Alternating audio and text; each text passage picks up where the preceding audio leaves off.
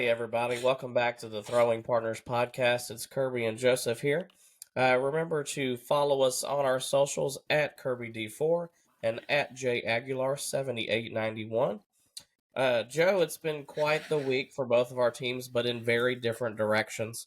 But we're not going to talk about that just yet because there's quite a few things that I think need to be said about the Astros. I'm going to bring us in first. I'm going to talk about the Dodger woes just a little bit. In their last 10 games, Joe, they are 3-7. They're not playing particularly well. They played well today, but overall, they're not doing so well. You know, for a team that everybody thought was not going to lose a game, they're just above 500, and they're not looking great. I'm going to give us a few things to look at. First of all, their team ERA sits at 4.13 right now. That's 17th best in the majors. So it's below league average. They have a few guys that are hitting really well with runners in scoring position. That's Betts, Smith, and Teoscar Hernandez. However, Shohei Ohtani, Mr. $700 million man himself, only has a 358 OPS with runners in scoring position. Joe, I don't know about you, but that is quite atrocious. That is very subpar, and that's not good for your two-hole hitter, which nowadays typically that's your best hitter on the team. Betts is hitting really well with runners in scoring position. So is Will Smith, and so is Teoscar Hernandez. And even Freddie Freeman is hitting well, even though overall his numbers don't look that great. But it's a little concerning. Also, as a team, they are league average with runners in the scoring position at 716. So that explains a little bit of their woes. Their pitching's a little inconsistent, and they're not driving a lot of runs with runners in scoring position. I'm going to give a quick shout out to Jared Jones this week. This kid looked phenomenal. 5 innings pitched, 7 Ks, no walks, threw 50 strikes on 59 pitches. That was a fantastic outing by him, and he's really exciting to watch. His stuff is electric. I really like watching this kid pitch. And then also, I believe this was actually Sunday or maybe Monday when this happened. That could have been even Saturday, not sure. Andrew McCutcheon, one of my favorite guys to have watched over the last 10 or 15 years, hit his 300th homer for his first of the year. He also became one of 4 guys in the wild card era to have 2,000 or more hits, 300 or more homers, and 200 or more stolen bases. I don't know if his final stat lines will be enough to get him into the Hall of Fame, but he is somebody that has the utmost character, and barring he has a couple more good seasons in him, I don't think that he does. Maybe he would get there, but I think he's probably going to come up just short, and he's probably more of the Hall of Very Good kind of guys. But shout out to Kutch. Love that guy. I would love to have a Pirates jersey with his name on it. So good to see him do that. And then also, too, it was a really cool story because the kid that caught it got to meet him, and they traded the ball for a signed bat and a photo op. So that was really cool. And then one more big story from around the league. The Chicago White Sox. They are off to a historically bad start. Joe, they have been shut out 7 times already in the first 19 games. There's only been 3 teams that have been shut out 6 times since 1900 in their first 19 games. They are atrocious at the plate. They have a team OPS of less than 555. For those of you who don't know what OPS is, that's on base percentage plus slugging. To be less than 555 is awful. There's no way around it. They are bad. And there's no hope in sight that they're going to get any better. They might get shut out 30 or 40 times this year, and I'm not kidding. They've also only hit 11 home runs in 21 games. How have you only hit 11 home runs in 21 games? So at this rate, they're not going to hit 100 homers, and they're going to get shut out 30 or more times. That is scary. I don't know if they're one of those teams that might consider moving to Nashville, but after this year, they may not have a choice. Now, moving us into what happened this week with our teams, Joe. This week, our teams played in Houston, and it went in my team's favor. The Braves swept. But actually, to be honest, Joe, those games were a lot closer than the score looked. The first two games were a 2-1 and 2-0 games through 8 innings up until the ninth. And then, obviously, Game 3 went into extras. The Astros couldn't capitalize, and the Braves won 5-4. Reynaldo Lopez looked great. He's the staff ace right now. I don't care what anybody says. 6 innings pitched, 7 Ks, 1 walk.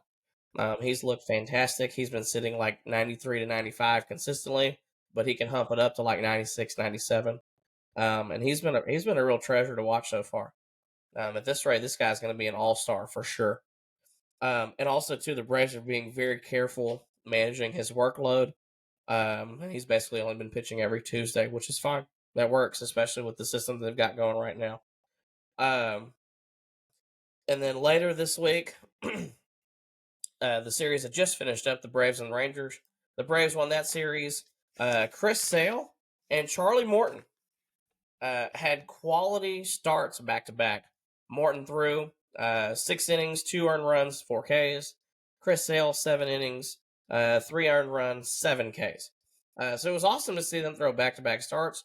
Chris Sale is back. Chris Sale looks fantastic. Chris Sale made Corey Seager look absolutely stupid at the plate. That slider was ridiculous. So shout out to Chris Sale. Love to see him doing well. Love to see him healthy too. And then Friday, Travis d'Arnaud became the third catcher to have multiple 3-homer games, along with a couple of Hall of Famers, which was pretty cool. And then he homered yesterday as well, so he had 4 homers on the weekend, and then got the day off today, even though he did get an at-bat later in tonight's game. They dropped today's game, but they still won the series 2-1. So the Braves obviously are from Atlanta, Georgia, but they own Texas right now as a state because they went 5-1 against Texas teams this week. So, with that being said, Joe, that's kind of a wrap up from around the league and a little bit of a wrap up from my team. Joe, your team is sitting right now at what, 7-16? Yes, I believe that is correct.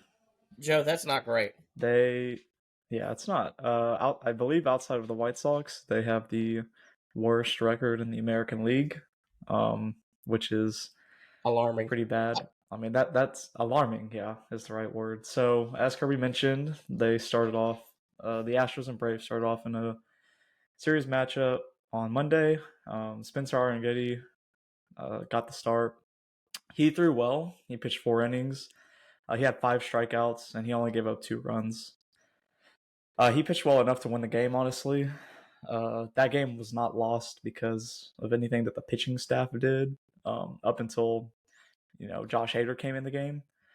But that game was lost because the Astros' inability to hit with runners in scoring position.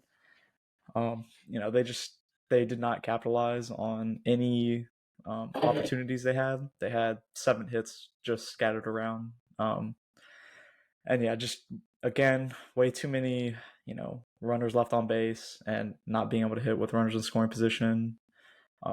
They were 1 for 7 with runners in scoring position, and they left 8 men on base throughout the game. So, once again, the inability to, play their brand of baseball, move guys over once they get on base, relying heavily on the long ball, which is something they haven't done a lot throughout this run that they've been on. So yeah, he pitched 4 innings, and honestly, he pitched really well. He had that extended inning. I believe it was in the second, which is the inning that the Braves scored the 2 runs off of him. which kind of limited him and his ability to get deeper in the game. But Seth Martinez, Rafael Montero, Brian Abreu, they came in and did their job, giving the Astros a chance to make something happen in the late innings, only being down 2-1 going into the ninth. But then you had Josh Hader come in, and his struggles have continued. He gave up 4 runs. He had 1 walk and 1 strikeout. And like I said, he's continued to struggle. And the late inning, relievers have continued to be an Achilles heel for this team. Actually, a lot of things have been an Achilles heel for this team. So I can't just blame the leverage, the high leverage relievers, but it would be nice if they were at least doing their job, because the Astros have, the rest of the pitching staff did a good enough job to keep them in the game through the ninth. And again, yes, it is partly on the offense for not scoring more runs, but Josh Hader is getting paid $95 million for 5 years to come in and get outs. And he's just not doing that. He pitched only 1 1/3 inning, or a third of an inning. And, that kind of, doors got blown open at that point, and, the Astros weren't able to make a comeback for the Monday night game. So, it's just really unfortunate. We were looking for a bounce back start from Hunter Brown after his historically bad outing in Kansas City, and, we got one. He pitched 6 innings, only giving up 2 runs with 3 strikeouts and 3 walks. And again, he pitched well enough to win the game, only giving up 2 runs. And he left the game, with the Astros still once again in position to, like he left the game when the Astros were winning, and at that point it was 2-1. And once again, the Astros offense, they had 7 hits scattered across, it's like deja vu. I'm reading the same stats. Like, they were 1 for 8 with runners in scoring position, and they left 7 men on base. I feel like I just read that. The 7 and 8 were flip flopped, but it's like historically bad for them right now. The offense. Let me read off this stat. Statistically. So statistically, yeah. Go ahead. Okay, they're a top 5 offense in the league. However, they have 1 guy with an OPS above 800 with runners in scoring position. That's Kyle Tucker. Tucker's been fantastic with runners in scoring position. However, let me read off some of these other ones. These guys hit towards the top of the order. Jose Altuve, 331. Yainer Diaz, 544. Alex Bregman, 549. And as a team with runners in scoring position, their OPS is 684, which is 18th best in Major League Baseball. That's not winning many ball games. And one of those guys hits leadoff, one of those typically hits 5th or 6th, and the other one has hit 3rd or 4th all season. You're not winning many ball games with those kind of numbers with runners in scoring position. I looked at that today and I was shocked at how bad it was. I knew it was bad, didn't realize it was that bad, especially for the guys at the top. And Yordan Alvarez hadn't been no angel either. He hasn't hit well with runners in scoring position either. But those were the ones that really stood out to me, besides the fact of like Jose Abreu, who's done absolutely nothing. We'll get to him later. So anyway, continue, Joe. Yeah. So Hunter Brown, like I said, pitched 6 innings. The ideal deployment for the bullpen that a lot of people were complaining about, would have been a combination of Abreu, who had pitched the previous night, Presley, and then again, Josh Hader, who had again been used the previous night. But for some reason, Ryan Presley was not used for either of the of the innings that needed to be covered for any of the innings that needed to be covered after the 6 innings that Hunter balanced through in a close ball game, and a lot of people were questioning why that was. And there haven't really been a lot of opportunities for these high leverage relievers to come into games because the Astros have been trailing late or they've been getting blown out. So people were questioning why he wasn't used when his usage compared to others have been so low. So Sean Dubin came in and he gave up 4 runs, and that's when the Braves really took their lead. And then Forrest Whitley came in and he gave up, I believe, 2 inherited runs, which is part of Sean Dubin's line. Forrest Whitley, he's real. He made his Astros debut against the Braves. And Yeah, he he didn't was, either. yeah, he was okay. I mean, he was just okay. If I'm being honest, I mean, we really didn't get an extended look at him. He only pitched 2/3 of an inning, so I can't really have an opinion on him. He gave up 1 hit. I believe he came in with the bases loaded, and he gave up a 2-run hit, but that didn't go against his line. So that is what it is. So that was Tuesday's game. It was basically deja vu from Monday, and then moving on to Wednesday's game, the Astros. They jumped out in front in the first, scoring 1. They ended up giving it right back up in the second. And then they scored 2 in the fifth, and then 1 in the sixth, and they were leading 5. Or no, sorry, they were leading. No, they were tied. No, they were leading. My dumbass. They were leading 4-2 going into the 8th, and Ryan Presley came in, I believe, and gave up the 2 runs to tie the game, which then sent them into extra innings, where Seth Martinez gave up the game-winning run. And then the Astros offense, it's really interesting because the Astros offense scored 4 runs. They weren't as bad as they had been the last 2 days. So it's with this team, it's sometimes you get a good offensive performance where they put 4 or 5 runs up and they have the lead in the 8th or the 7th on, and the high leverage guys can't hold on to the lead. Or it's simply, the Astros only score 1 or 2 runs and the other team scores 3 or 4. So, that's kind of been the tale of their season so far. But again, they weren't good with runners in scoring position. They were 2 for 9, and they left 9 men on base. So, the Astros offense, they're leaving something to be desired when there are runners on base. And as Kirby, stated the stats, they're really bad for, the guys that you want coming up in those key positions. So yeah, they got walked off on, and they lost another game. They got swept, and they did use the deployment that everybody was yearning for the day before, where they churned out Brian Abreu, Ryan Presley, and Josh Hader. And if it's not one guy, it's the other. If it's not Ryan Presley struggling, it's Brian Abreu struggling. If it's not Ryan Abreu struggling, it's Josh Hader struggling. It's like they're picking names out of a hat to see which one is going to struggle on a certain day. It's very frustrating. So let me say one thing about that neither game. of the. Oh, yeah. Okay, so I was at that game, Joe, and obviously, I want the Braves to win.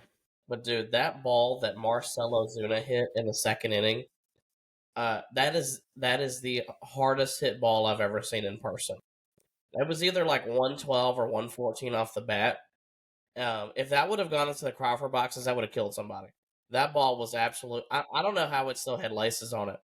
I literally was like, oh my god, that ball was just. It was absolutely torched. Like that was a rocket. It was literally a missile hit off a baseball bat. So that was pretty cool to see. But I mean, obviously your team got throttled, for 3 games, which was kind of nice for me, but not so much for you. Yeah. Sorry, Joe. Go ahead. Continue. No, it's fine. I didn't even mention JP France. And the best part of that game,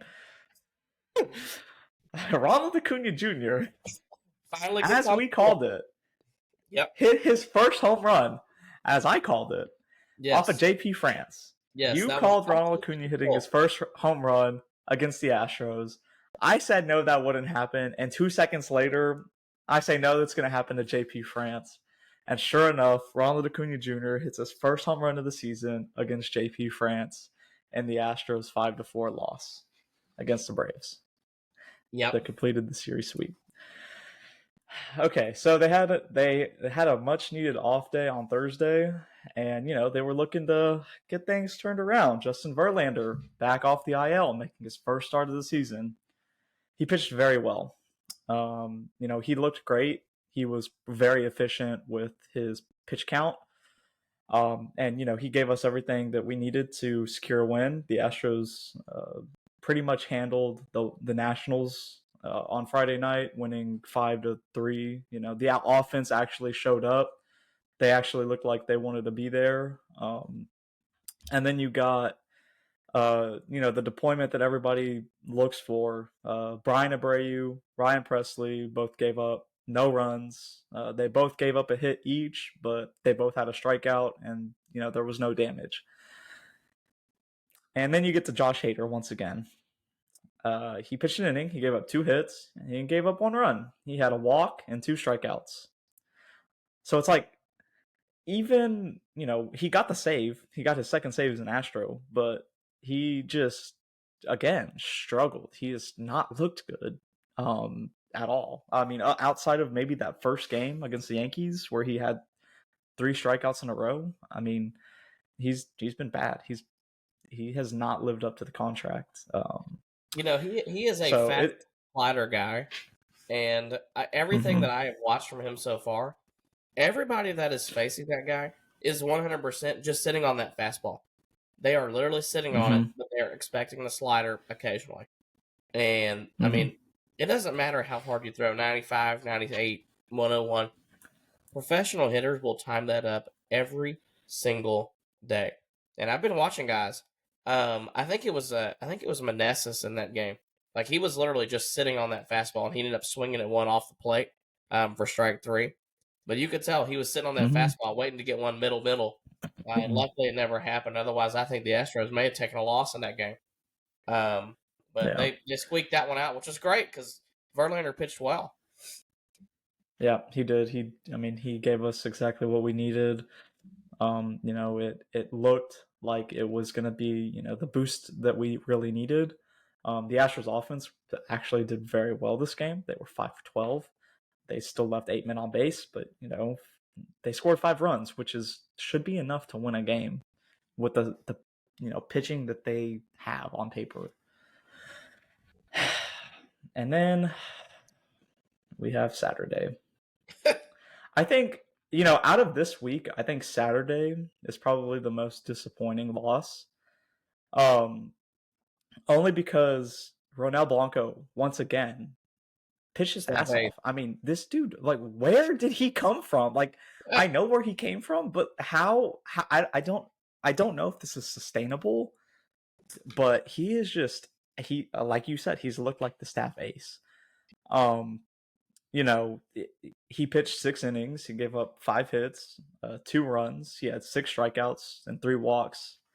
Um, and he pitched good enough to win the game, like Hunter Brown did, and on the Tuesday game that they played against the Braves. Um, and then after he came out, Montero came in. He didn't give up anything. Abreu came in. He didn't give up anything.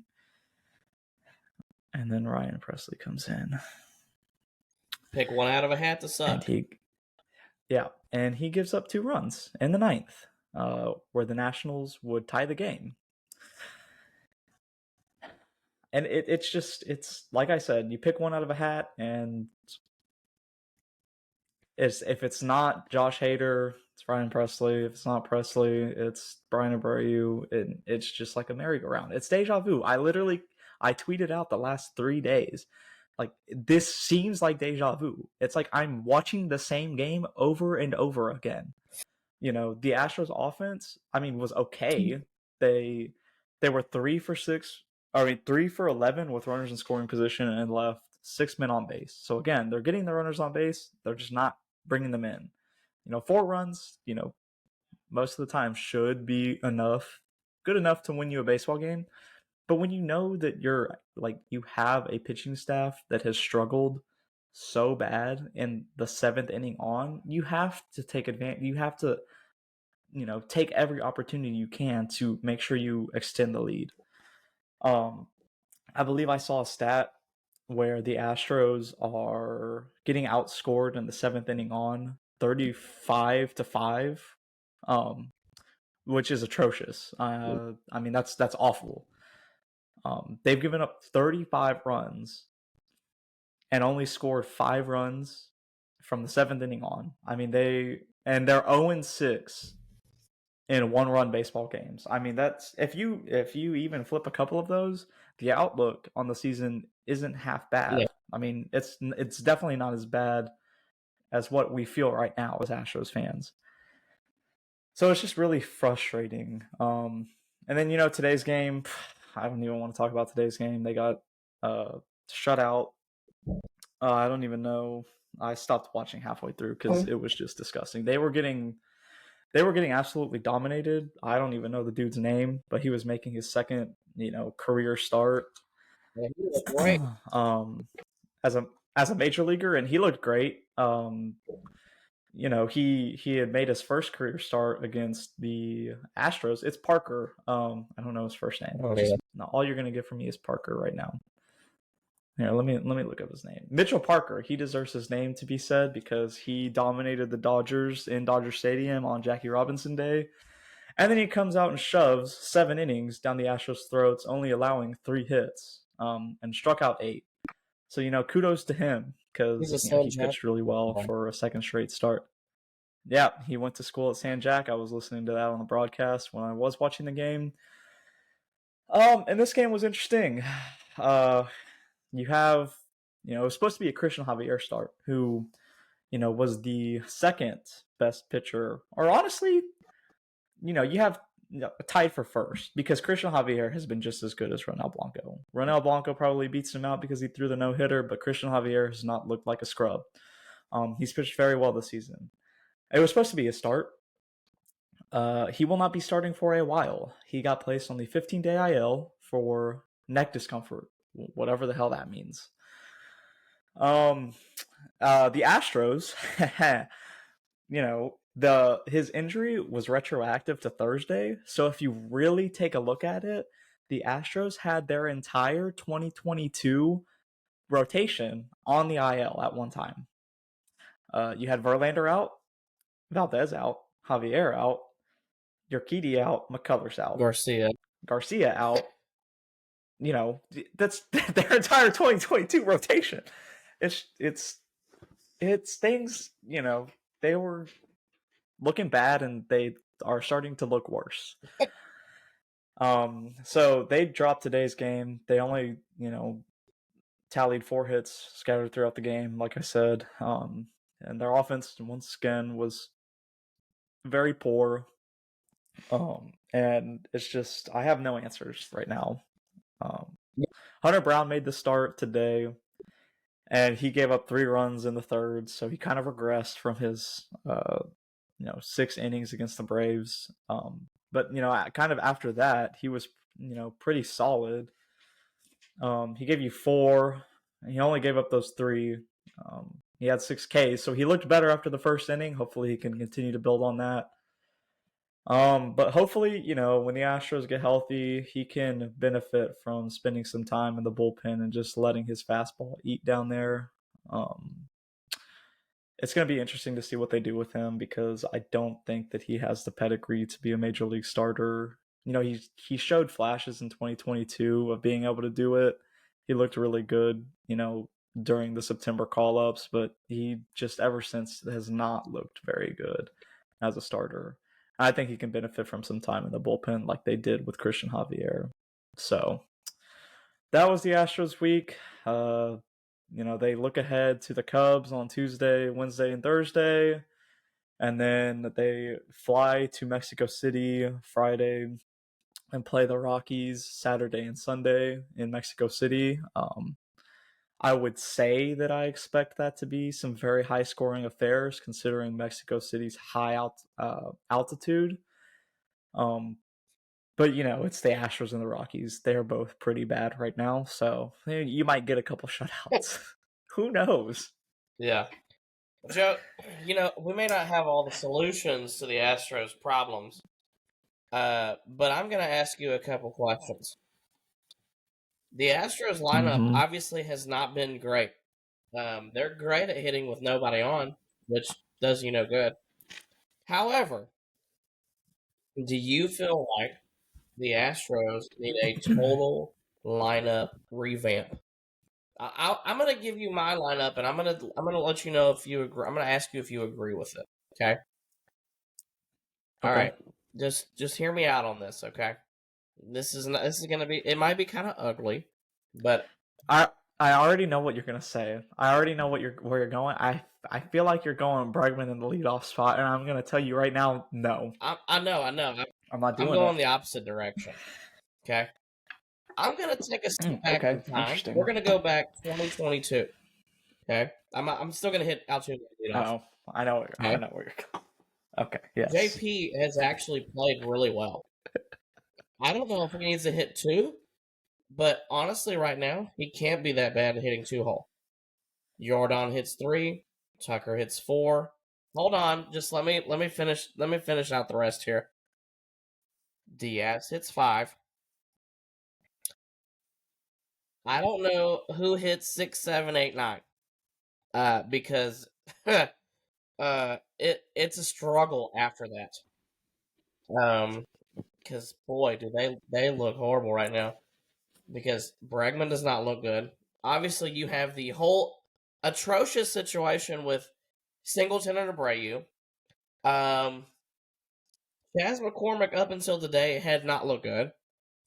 And then you got Jake Myers, who has actually played well, but he hasn't had any playing time. Up until today, he hadn't played since Tuesday, which it really doesn't make a whole lot of sense to me. He had played a lot better, but I mean, obviously, I'm not in charge, so I think I would put Pena back in the two hole right now and just let it ride. Put Jordan 3, Tucker 4, maybe Diaz 5.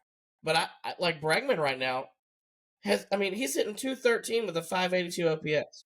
That's horrible. Mm-hmm. I don't know how long you let him Yeah. ride there in the. I don't know about him. So So I'm gonna say no to that. I think that Pena is hitting well because of the spot that he's hitting in right now. There's not a lot of pressure on him to do very much. And he's doing a good job with it. I wouldn't, change that dynamic. I do think that there does need to be a lineup change. But we actually saw the lineup change that I would probably recommend, and that is Altuve leading off, Jordan batting second, and Bregman hitting third, Tucker batting fourth in the cleanup, and then I would go Diaz, Pena, McCormick, and then Myers or slash Dubon, whichever one you want, honestly. And then Singleton batting last. The first base position should not be hitting higher than eighth in the Astros lineup. You pick, Abreu or Singleton. They should not be hitting sixth or seventh or eighth. I don't know why Espada has had this really weird obsession with batting Singleton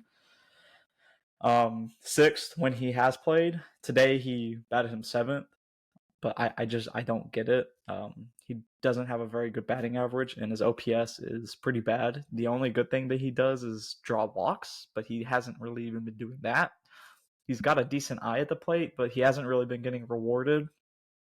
He hasn't been hitting the ball really well either, so I don't understand why that's been happening. But we saw, this lineup on Friday and Saturday, and the Astros had their most productive days offensively Friday and Saturday where they put up 5 and 4 runs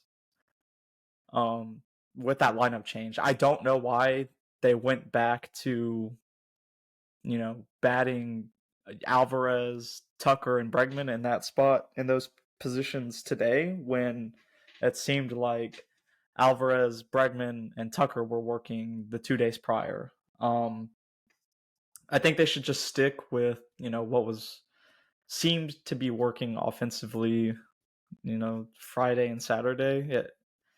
But I mean, it's a lot of people are getting frustrated with Joe Espada, and I can't like I can't blame them, but at the same time, he is literally just playing the roster that he was given. And statistically, these guys should be, playing up to the level that they are in these like tight situations. It's so crazy that I've never seen such a fall off from a team where they hit so well with no one on or someone on a runner on first, and then they turn into ghosts when a runner appears on second base. It's like I don't get how they have become so unclutch. I mean, outside of the Dodgers, I don't like the Astros have been, you know, in the postseason with under more like stressful situations since 2015 than any other team like besides the Dodgers. Mm-hmm. So I don't know, why they are struggling so hard to hit in these clutch situations when they've been in these situations time and time again with higher stakes. So I don't really have an answer for the lineup. It's very confusing because if you just look at it like, without the runners on base or runner in scoring position stats, the Astros are a top 4 team in baseball with a pretty decent offense. And, you're looking at them and saying, okay, well, their pitching is really injured and they should, figure it out. But then you throw in those numbers with runners in scoring position and it just makes no sense. It's really baffling to me. What do you And so I don't do, know. Jay? What do I do with Abreu? Send him to the moon? DFA him? I mean, I have my opinions on how he has been handled. Again, people are frustrated that both Dana and Joe keeps like saying, "Look at the back of his baseball card." But they shouldn't be frustrated with them. They should be frustrated with the people who signed him and who thought that that was a good idea. The people who pushed out a World Series winning GM. And at the very least, at least Espada has made, an adjustment to the lineup.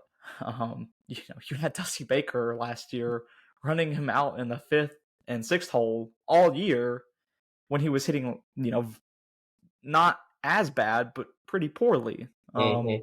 So when I hear Joe Espada say, "Just look at the back of the baseball card," I kind of see Jim Crane holding a gun to his head and saying, "You better say this because Abreu's my guy. I signed him, and if you don't say this, there's going to be repercussions."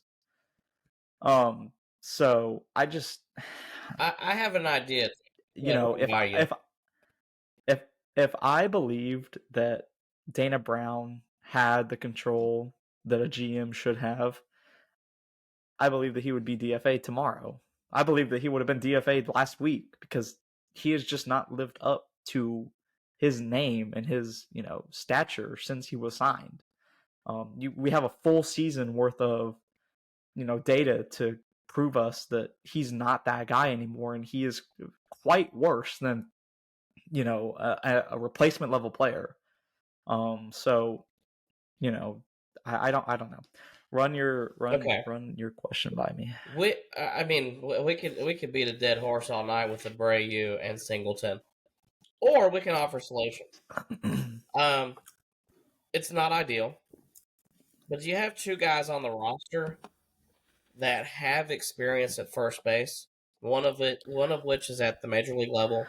One of which is not at the major league level. The first one is Dubon. Dubon has probably still, without a doubt, the best hands on the team. He's not a big guy. He's only 6 foot, Mm-hmm. 6'1", but he could hold it down, and he would get regular at bats. Now, granted, you lose your utility guy. However, doesn't really matter Mm-hmm. if somebody gets hurt during the game. If Pena gets hurt or Altuve, he can slide over. Then you can bring one of the bums back in, whether it's Singleton or Abreu. Okay, now, or you have another guy on the roster who grew up playing first base. That's Jeremy Pena. Pena could slide over to first, and Dubon could play short. Dubon's probably just as good, if not better, at short. Pena's a much bigger target at first.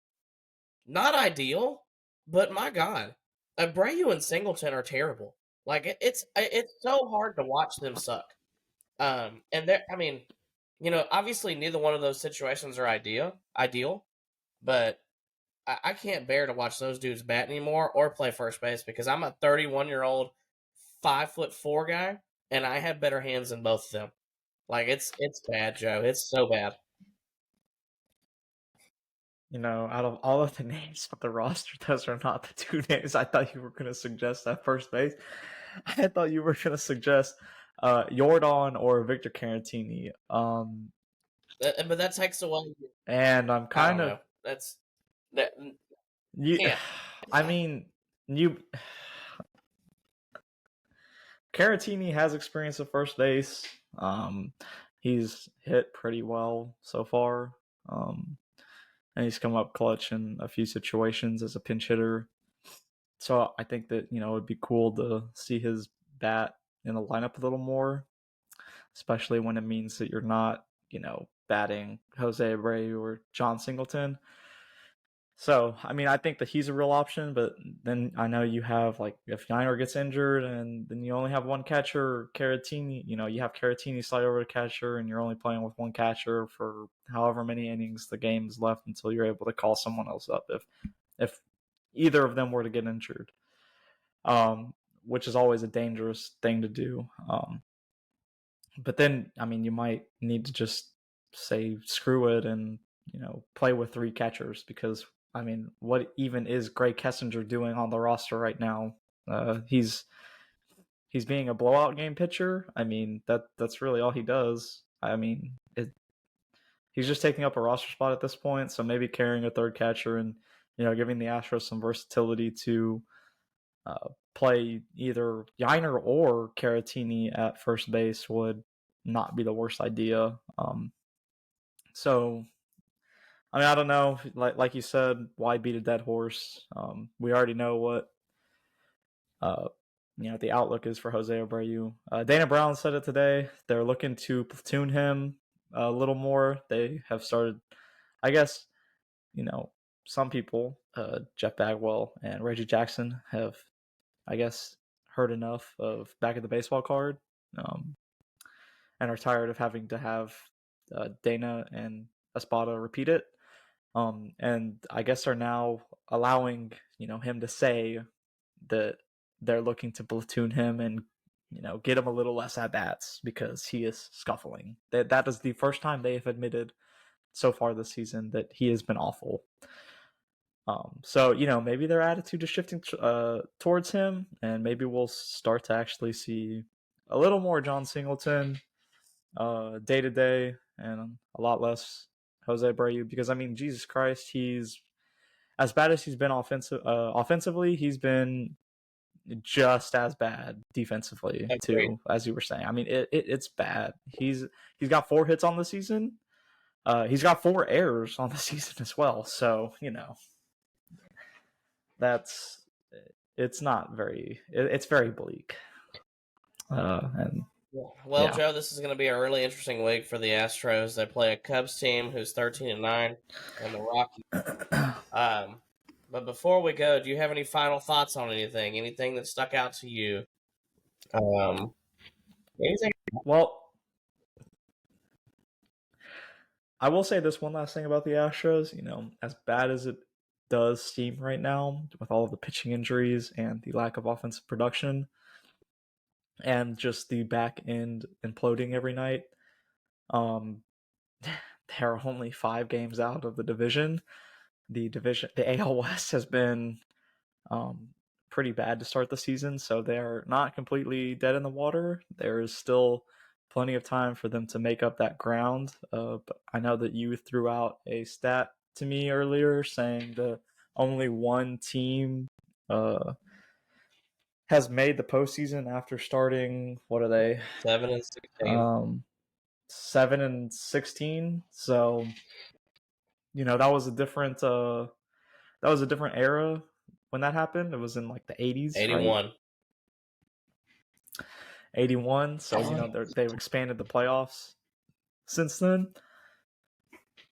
And quite honestly, we've seen crazier things happen. The 2022 Phillies, starting off horribly, firing Joe Girardi, and then making the World Series. The 2019 Nationals, starting off horribly, and then going on the run that they did, and then even the Braves. I mean, I don't remember how they started the season. Well, in I'm 2022, pretty sure it was horrible as well. in 2022, they were 10 games behind the Mets and ended up winning that division. And Sal Licata. Well, I'm talking about 2021 when they went to the World 2021, they Series. couldn't get above 500. They would get to 500 and lose. Get to 500 and lose. And they did that for most of the season until August. 2022, they were 10 games behind the Mets at one point. Sal Licata said that, the NL East is over. Well, it wasn't because the Braves won the division. So, I mean, yes, crazier things have happened. But I'm going to be honest with you, Joe. The Mariners, obviously, are going to be a 500 team, maybe a little bit better. The Angels are going to suck. The A's are going to suck. Neither one of those teams have a good outlook looking forward. At least the Astros are going to get Fromber back at some point and Javier back at some point. Those two teams have nothing coming for them. Seattle is going to continue to have their woes, even though they're 7-3 in their last 10. And until Texas gets some pitching back, they might be a 500 team as well. So the Astros don't have to play that well to win the division. The division winner could have 88 wins. It's a real possibility with that division right now. So there's actually still a lot to be positive about, even though it does look very grim sometimes. Yeah, so I know that you just take a look back at last year. You had 2 teams in the NL, make the wild card as 84 win teams, and that's completely still in the book for the Astros. That's completely doable at least. I would obviously love to see them, go out there and win the division with more games, but we've all seen, they just need to be there, and maybe they can flip that switch like they did in 2020. Who knows? Maybe it's their turn to have a magical wild card run like these other NL East teams have had on them. Because trust me, that's fucking annoying. Yeah. So I do want to say the Cleveland Guardians have started off the season pretty well. They're 16-6, and I kind of wanted to just talk about them for a second.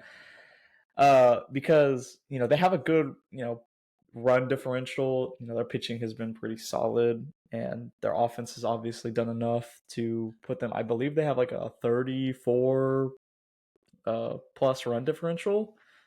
So their offense has been decent. But then you kind of take a look at the schedule and you see who they played, and they played the A's, I believe, twice in 2 different series. They played the Mariners, Twins, White Sox. I don't think any of those teams are pretty good right now. And then, no, they haven't. They played they just finished up a series with the A's again. So I think that they might be a little misleading. I think that their schedule will probably get a little harder. They did play the Yankees and the Red Sox in between. Playing the Yankees and the Red Sox in between the White Sox and the Athletics, and they lost the series to the Yankees, and they won the series against the Red Sox. So I mean, I just think that I wanted to kind of take a look at them. They're a pretty interesting case right now. I wonder if that's going to be sustainable, because if it is, they could probably end up being one of the better teams in the AL for once. which is pretty interesting saying that coming out of the AL Central because those teams are always usually just mediocre. And it's kind of interesting too because they had their ace go down with an elbow injury earlier this season. So yeah, I wonder if they'll be able to keep it up. I tell you what, Joe. You know, as obviously neither one of us really care for the Yankees, but at 15-7, they're actually doing really well. Next week, we're going to do a deep dive into their success so far. They're 15-7 right now, but they play the A's and the Brewers this week. So next week, let's take a look at them, and we'll go from there. Once again, everybody, thank you for listening to the Throwing Partners podcast with Kirby and Joseph. You can find us on our socials at KirbyD4 and at JAguilar7891. Remember to like, share, and subscribe to our YouTube channel. We would really appreciate it. And hopefully, pretty soon, maybe we can have some merch. We'll have a new logo and things like that. So be on the lookout for that. Thanks, everybody, and enjoy the week in MLB ahead.